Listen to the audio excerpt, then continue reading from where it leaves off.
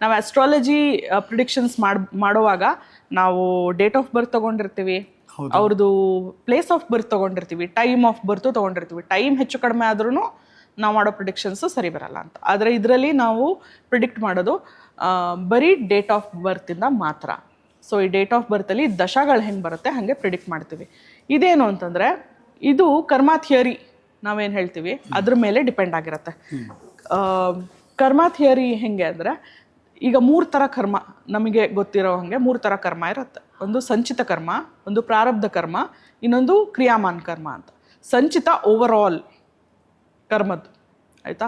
ಅದರಲ್ಲಿ ಬರೋ ಪ್ರಾರಬ್ಧ ಅಂದರೆ ಏನು ಅಂದರೆ, ನಾವು ಪಾಸ್ಟ್ ಲೈಫಿಂದ ಇಲ್ಲಿಗೆ ತೊಗೊಂಬಂದಿರೋ ಅಂತ ನಾವು ಕರ್ಮದ ಕೆಲವು ಭಾಗಗಳು ನಾವಿಲ್ಲಿ ಚುಕ್ತಾ ಮಾಡಬೇಕಿರತ್ತೆ, ಅದು ಅಕೌಂಟ್ ನಾವು ಕ್ಲಿಯರ್ ಮಾಡಬೇಕಿರತ್ತಲ್ಲ, ಅದು ಪ್ರಾರಬ್ಧ ಕರ್ಮ ಅಂತ ಹೇಳ್ತೀವಿ.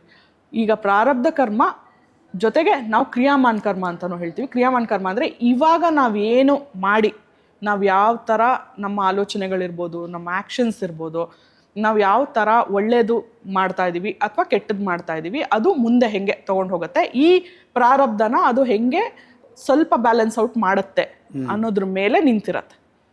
ಸೊ ನಾವು ಪ್ರಾರಬ್ಧ ತುಂಬ ಸರಿಯಾಗಿಲ್ಲ ಅಂತ ಹೇಳಿದಾಗ ಅದರದ್ದು ಅನುಭವಿಸ್ತಾ ಇರ್ತಾರೆ. ನಮಗೆ ಏನು ಸರಿಯಾಗಿಲ್ಲ ಪ್ರಾರಬ್ಧದ್ದು ನಮಗೆ ಗೊತ್ತಿರಲ್ಲ, ಯಾಕಂದ್ರೆ ಅದು ಹಿಂದಿನ ಜನ್ಮದ್ದು, ನಮಗೆ ಗೊತ್ತಿರಲ್ಲ. ನಮಗೆ ಗೊತ್ತಿರೋದೇನು ಕ್ರಿಯಾಮಾನ್ ಕರ್ಮ ನಾವು ಈಗ ಮಾಡಿದ್ರೆ ನಾವೇನು ಒಳ್ಳೇದು ಮಾಡ್ತಾ ಇದ್ದೀವಿ, ನಾವೇನು ಕೆಟ್ಟದ್ದು ಮಾಡ್ತಾ ಇದ್ದೀವಿ, ಅದ್ರದ್ದು ರಿಸಲ್ಟ್ ನಮಗೇನು ಸಿಗುತ್ತೆ ಅದು ನಮಗೆ ಗೊತ್ತಾಗತ್ತೆ, ಯಾಕಂದರೆ ದಟ್ ಈಸ್ ಪ್ರೆಸೆಂಟ್.